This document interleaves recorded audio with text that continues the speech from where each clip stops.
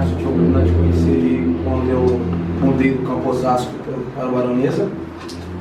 Conheci ele, ajudei ele um determinado tempo na escola de dominical, e foi uma das pessoas que me incentivou muito a dar continuidade, né?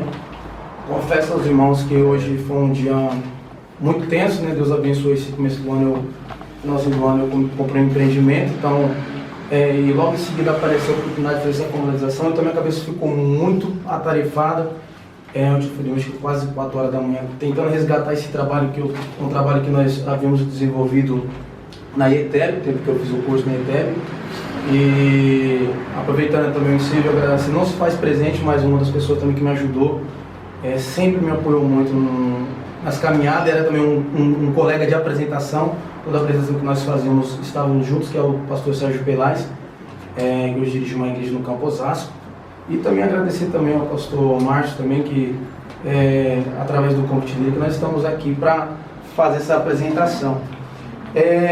Ao longo desses anos que nós fizemos esse curso, eu sempre tive um carinho imenso por missões.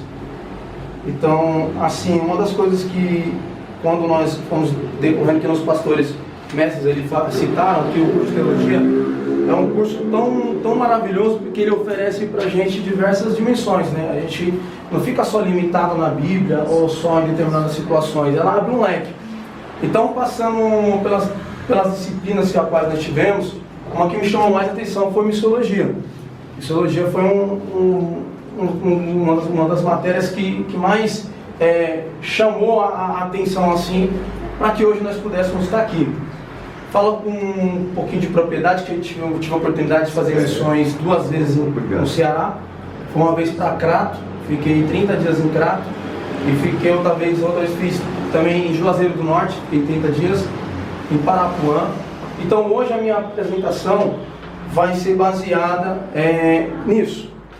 E eu coloquei um título, na qual eu gostaria de explorar nessa noite, capaz para os irmãos que também, por mais que já tivemos algumas oportunidades para ministrar, mas ainda tem, eu acho isso tremendo, que consigo sentir o temor e o tremor, né? Que a gente ainda tem aquele friozinho na barriga de estar aqui para apresentar, ainda mais diante de pessoas que eu tenho total certeza que são pessoas capacitadas e tem condições de nós aprendermos um pouco mais. O título para o qual eu coloquei para esse trabalho de conclusão de curso foi as mídias sociais como uma boa oportunidade para evangelizar. Eu acho interessante porque a palavra, quando falamos de evangelização, não tem como nós fugir da origem da palavra missionário, né? A palavra missão. E eu ainda não estudei, mas tenho vontade de estudar, tive muita dificuldade em hebraico, mas o latim, a palavra missão em latim, os pastores, vocês me corrigem se eu estiver enganado, é missione, que significa ação, tarefa, ordem, mandato. E em grego também, né, nós temos uma palavra que também nós encontramos muito no Novo Testamento, que o irmão fez a citação aqui de Atos dos Apóstolos, quando nós encontramos na Bíblia e discorremos ela sobre os apóstolos, né? Que a palavra apóstolo também significa uma pessoa comissionada, uma pessoa enviada, uma pessoa que é enviada para remeter, para levar a mensagem, e a mensagem que nós conhecemos que é as boas novas, né? Eu gostaria também de iniciar a minha apresentação citando um texto bíblico, 1 Coríntios, capítulo de número 9, no verso 19 ao 22, que diz assim: porque sendo livre para com todos, fiz-me servo de todos para ganhar ainda mais. E fiz-me como judeu para os judeus, para ganhar os judeus. Para os que estão debaixo da lei, como se estivesse debaixo da lei. Para ganhar os que estão debaixo da lei. Para que os que estão sem lei, como se estivesse sem lei. Não estando sem lei para com Deus, mas debaixo da lei de Cristo. Para ganhar os que estão sem lei. Fiz-me como fraco para os fracos, para ganhar os fracos. Fiz-me de tudo para todos, para por todos os meios chegar a alguns. Isso aqui é uma das palavras do apóstolo Paulo. E quando eu li esse texto, sempre quando eu leio esse texto, arde meu coração e me deixa como eu falei para os irmãos no início, me deixa um pouco mais feliz em saber que nós estamos preservando ainda esse momento, embora um estudo acadêmico, mas estamos falando sobre a palavra de Deus, né? E no tocante a isso, um dos temas, esse tema ao qual eu decidi abordar hoje, é o que está relacionado no mundo ao qual nós vivemos. Eu falo com propriedade que hoje eu tenho um empreendimento, mas as empresas a qual eu trabalhei, no decorrer de um espaço de 5 anos para cá, as empresas elas vêm se atualizando, elas vêm olhando para o mundo de uma forma diferente. E um dos meios a quais até as empresas estão se adaptando, estão olhando, é as redes sociais. E nós, jovens, até mesmo as pessoas com um pouco mais de idade, estão tendo essa oportunidade de estar navegando sobre as mídias sociais.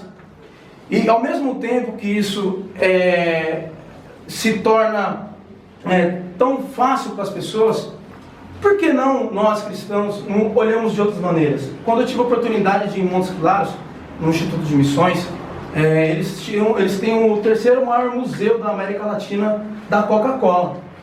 E diante daquela vitrine de diversos embalagens de Coca-Cola, que nós vimos de todos os países, uma me chamou a atenção, que no centro daquela estante tinha um frasco com a embalagem da Coca-Cola, só que o conteúdo líquido era amarelo. Aí eu fiquei com vergonha de perguntar, mas outra pessoa perguntou, falou assim: e essa Coca aí, vocês tomaram ela? Até brincou, né? Colocaram um líquido amarelo nela. Aí o missionário falou assim: não, boa observação. Essa Coca que você está vendo aqui, ela é uma Coca que é comercializada na Índia. Mas por que, professor? Sendo que a Coca ela é escura. Não, os indianos são um povo um pouco racista, né? Eles não consomem nada extremamente escuro. Eles não bebem café, se não me engano é só chá. Então a Coca, para entrar na Índia, foi obrigada a mudar a sua fórmula original para assim conseguir alcançar um mercado. E durante essa madrugada também, esse tempo passado, mesmo ele trabalhando, me veio isso na memória. Por que a igreja hoje no século XXI não mudar a sua origem, não mudar a sua história, né? Temos que sempre levar em consideração que até mesmo Martin Luther King fez, arriscou a própria vida, mas foi lá, ficou, né? Tem o nosso irmão fez a citação aqui de Daniel Bergman, que desbravou. A igreja não tem que mudar a sua essência, mas nós devemos olhar para a sociedade a qual nós vivemos hoje e procurar outros meios também para alcançar os povos que ainda não foram alcançados. Além da janela lá, 1040, tem um ângulo, tem um povo ainda que não foi alcançado, que é também os jovens também. E a internet e as mídias sociais têm causado grandes mudanças na comunidade humana, mas também cria também grandes oportunidades para a evangelização. A nova mídia social, construída fora da internet e da web, estão realmente mudando a forma de entendermos a nós mesmos como seres humanos e como entendemos a comunicação. O impacto das novas tecnologias, e pelo menos tão importante como a imprensa. Então a tecnologia, a web, ela tem a mesma importância os canais dos veículos que nós temos hoje, que é o rádio, que é a televisão. Então as empresas hoje em dia, elas também estão olhando de uma forma diferente, estão investindo e estão apostando muito nas redes sociais. E nisso, um trabalho que nós fizemos alguns anos atrás, foi desenvolvido, foi um pouco modificado para estar apresentando hoje, me veio à tona isso. Por que a igreja hoje ela não pode também olhar de uma forma diferente e buscar também o meio das redes sociais para evangelizar também? Né? A internet e o uso da mídia social entre grupos minoritários no Brasil e no mundo pode ajudar a alcançar pessoas que foram talvez marginalizadas no passado e trazê-los para o centro da conversa. Né? Isso também significa que temos que ser mais conscientes do fato de que essas várias populações diferentes de grupos de pessoas estão usando as mídias sociais.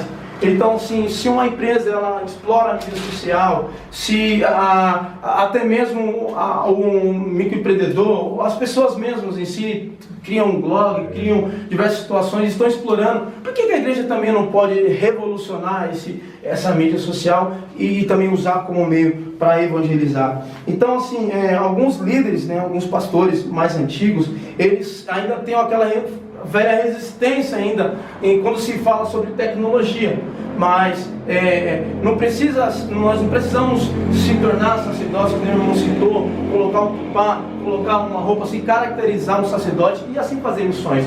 Eu acho que o missionário, ele está vocacionado a todo aquele que se propõe a ir, a fazer o ID. Então, por que não explorar esse meio ao qual está sendo bastante viralizado, que é a mídia social nos dias de hoje, né? Então, as mídias sociais, como uma boa oportunidade para evangelizar, quando falamos mídias sociais, já se vê na mente o Facebook, né?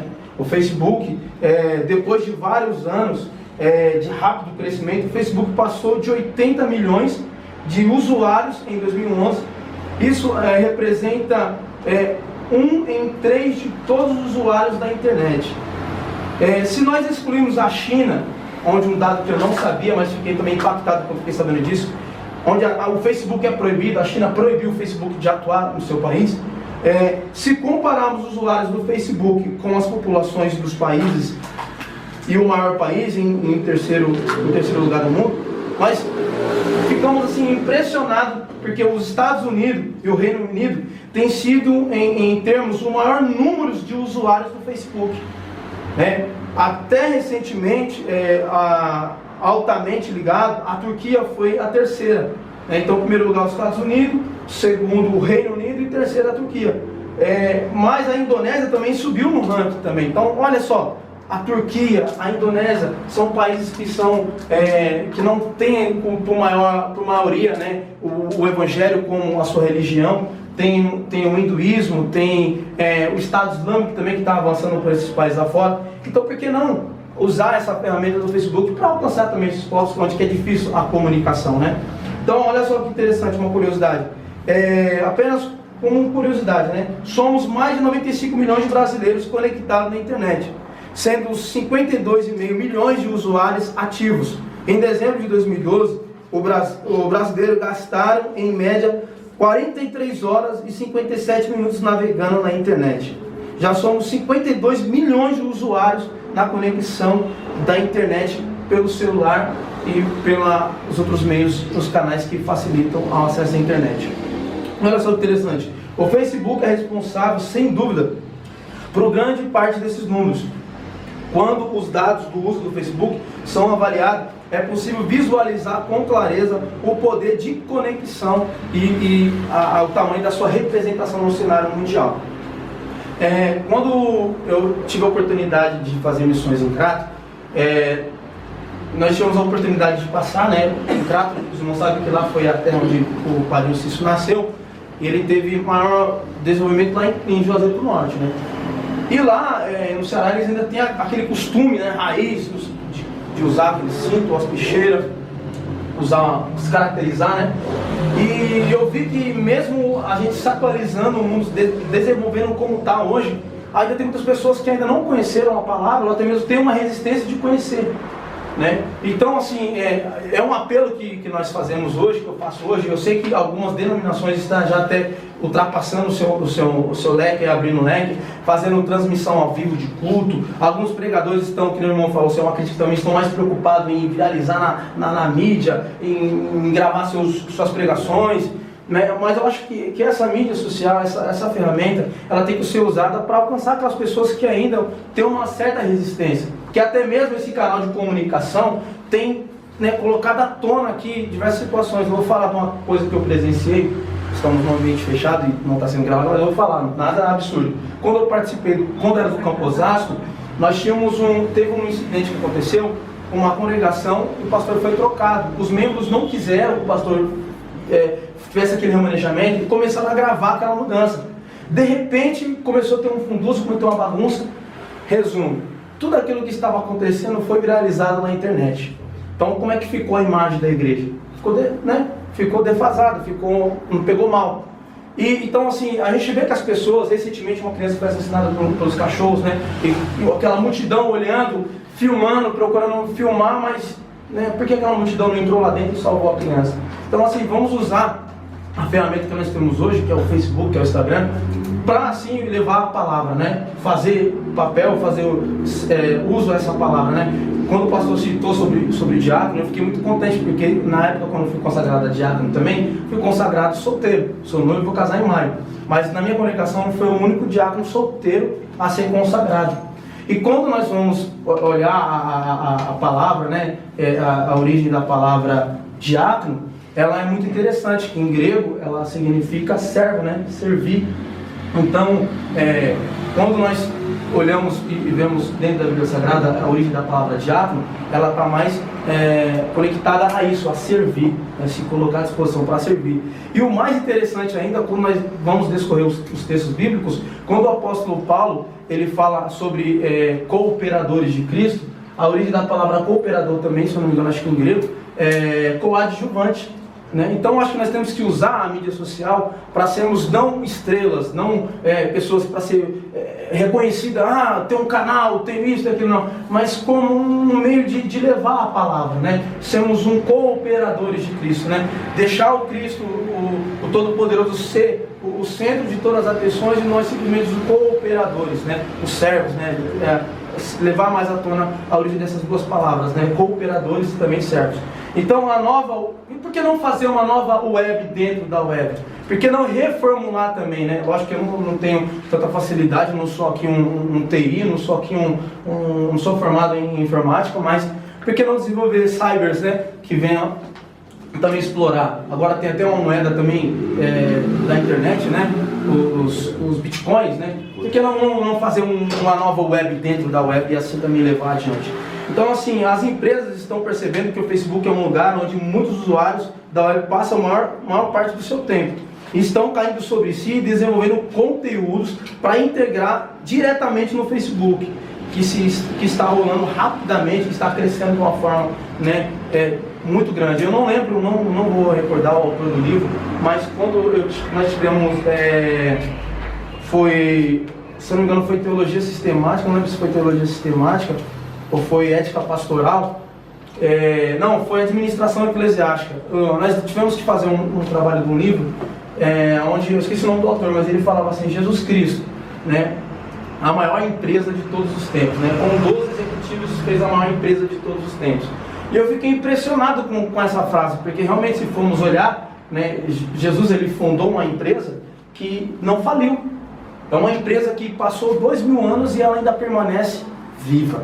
Com 12 executivos, ele conseguiu levantar um empreendimento. Os irmãos não vão se escandalizar o termo que eu estou usando, mas o texto fala sobre administração. Até mesmo pastor aqui, para pastorear, para cuidar de uma igreja, para cuidar de um teológico como esse, é necessário ter uma administração. Então Jesus, ele foi um dos maiores, assim, se formos olhar o lado empreendedorismo, um dos maiores empreendedorismos que teve na história, porque ele chamou 12 executivos, construiu uma empresa e mesmo sem as mídias sociais ele conseguiu propagar o evangelho naquela época, alcançar pessoas, né, onde a qual não imaginava conhecer. Quando nós olhamos para a Grécia, né, eu lembro de um texto que me chamou muita atenção, quando o apóstolo Paulo ele está andando nas ruas lá e ele esbarra naquelas imagens escrituras, mas ele olha também no templo e ele vê um altar ali vazio e ele fala assim, olha, eu vejo que está escrito aqui, é o Deus conhecido. E esse Deus aqui, quem é esse Deus? Aí eles ficam impactados, porque imaginavam eles que Paulo estava ficando doido, né? Mas então, eu ouvi falar sobre esse Deus, o Deus invisível, mas o Deus real. E a história fala que há muitos anos, né, teve uma catástrofe que aconteceu lá na Grécia, o Deus amaldiçoou eles lá de uma maneira onde tiveram que recorrer a todos os deuses, né? Era costume dos gregos, dos romanos também, conquistar um povo e trazer o Deus dele para dentro da cidade como sinal de troféu. E aí ficaram perguntando, e esse Deus aí? Esse Deus não tem imagem, não tem escritura? E é onde o apóstolo Paulo fala, não, vou falar sobre esse Deus invisível, mas um Deus real. E a história fala que quando tiveram esse problema, chamaram todo mundo, ninguém resolveu o problema. Aí chamaram um rapaz que serviu a um Deus conhecido, onde ele fez um pacto com Deus, fez uma oração a Deus, as ovelhas se abaixaram, onde ele levantou um altar, sacrificou, e ali, né, resolveu o problema da situação. Deus teve misericórdia daquele povo, e tiveram uma brilhante ideia de como o Deus daquele homem não tinha uma imagem, tiveram uma brilhante ideia de levantar um altar e colocar ao Deus desconhecido. Então, assim, até a Grécia foi alcançada, né? Porque hoje nós, com a facilidade que nós temos hoje, que é através do celular, através das redes sociais, não temos esse trabalho também de levar a propagação do Evangelho adiante, né? Porque tão estratégico para o evangelismo, né? Eita Deus. Então, assim, eu acho que nós deveríamos ter um pouco mais de cuidado e desenvolver também estratégias para assim também alcançar. Então, o Facebook é uma grande oportunidade, é uma plataforma que oferece uma oportunidade muito grande para se levar. Então, há uma necessidade também nas agências missionárias de adotar também a tecnologia, né? Hoje, os institutos de missões, eu fazia parte de um, nós éramos mantenedores dos institutos Ebenezer, né? E nós organizávamos culto, a nossa congregação, para custear a viagem de pastores para outro estado para se levar, né? Porque eu acho que tem que evangelizar primeiro aqui para depois evangelizar lá fora, né? Quando tivemos no Campo Osasco, pastor Leandro, né? Nós tivemos a oportunidade de abrir igreja no Ceará, no interior de São Paulo, até no Rio Grande do Sul. Muitos acham que a Bahia é o centro da macumba, mas não é. Um dos estados que mais tem a religião do candomblé é o Rio Grande do Sul, né? Então, assim, e isso foi o contato que nós tivemos com ele através do Orkut naquela época, e depois do Facebook, e assim foi conhecendo e foi levando os trabalhos para lá. Então, assim, é uma oportunidade que nós temos. O irmão citou aqui que nós estamos no século XXI, então a igreja tem que se adaptar a esse século XXI e assim levar. Não vou ter mais tempo, não vou explorar mais, assim, ficar explorando o tempo dos irmãos, mas a minha conclusão desse trabalho quando a implicação da igreja, né, o Senhor ele deu uma ordem, né, ide e fazer discípulos, né?